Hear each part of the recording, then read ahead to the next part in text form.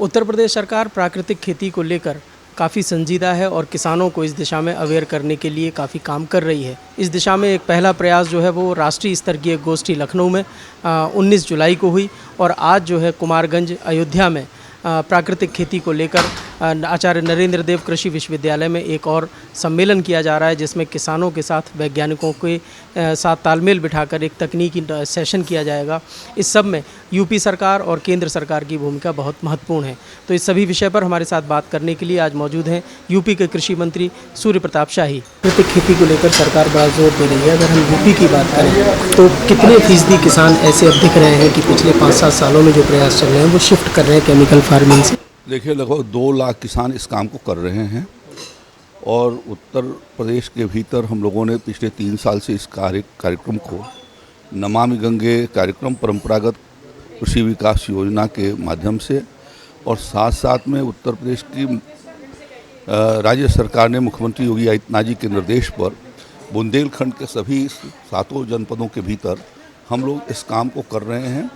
और बुंदेलखंड में हर विकासखंड 47 विकासखंड हैं, उनमें 500 हेक्टेयर को हम उसके भीतर क्लस्टर बना करके और प्राकृतिक खेती को आगे बढ़ाने की दिशा में हम लोगों ने पिछले साल से उनको प्रशिक्षण देना शुरू किया है, उनको उपकरण दिया हुआ है और इस साल से वो खेती करने का काम भी शुरू कर दिया है। तो ये कल मैं बांदा में जाने वाला हूँ और उनके क्लस्टर पर में से 1-2 क्लस्टर को देखूँगा। अगले दिन चित्रकूट में जाऊँगा, मैं वहाँ पर भी जा कर के देखूँगा। तो यह प्रयास प्राकृतिक खेती के माध्यम से जहर मुक्त खेती करने का और साथ साथ में किसानों और उनके परिवारजनों के स्वास्थ्य का पोषण कैसे हो सके, उस दृष्टि से यह प्रयास किया जा रहा है।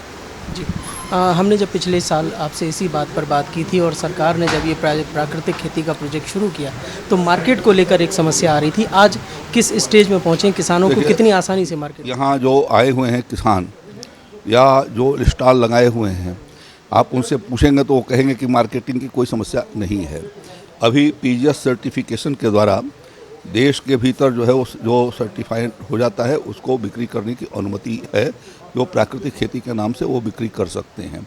और राज्य में हम लोगों ने मार्केट लिंकेज के लिए भी काम कर रहे हैं। हम इस साल कोशिश में है कि हमारा उत्तर प्रदेश का एक ब्रांड बन जाए और साथ साथ में जो एफपीओ काम कर रहे हैं उनको मार्केट लिंकेज के साथ जोड़ने की व्यवस्था कर रहे हैं। इसके साथ शीयन की खेती को भी हमने मिलेट्स को भी जोड़ा है और मिलेट्स के और प्राकृतिक खेती के एफपीओ किसान उत्पादक संगठन, जिसके भीतर उनके सदस्यों को बना करके और उनको जागरूक किया जा रहा है। क्लस्टर वाइज उनको ट्रेनिंग दी जा रही है, उनको उपकरण दिए जा रहे हैं और उनको प्रशिक्षित करने के साथ साथ उनको अन्य स्थानों पर भ्रमण भी कराया जा रहा है। जैसे आज के इस कार्यक्रम के भीतर या कल लखनऊ के भीतर अन्य राज्य के किसान हमारे यहाँ आए थे। आज यहाँ पर पूरी उत्तर प्रदेश के 25 कृषि विज्ञान केंद्रों और 27 जिलों के किसान यहाँ पर आए हुए हैं। आपने देखा है कि यदि उनको रुचि नहीं होती तो आते क्यों? उसमें से बहुत सारे, जब आपने पूछा आचार्य जी ने, राज्यपाल महोदय ने, तो बहुत सारे किसानों ने हाथ उठा के बताया कि मैं प्राकृतिक खेती कर रहा हूँ। तो ये उसका प्रमाण है कि लोग उसको कर रहे हैं और उनको और जागरूक करने की ज़रूरत है।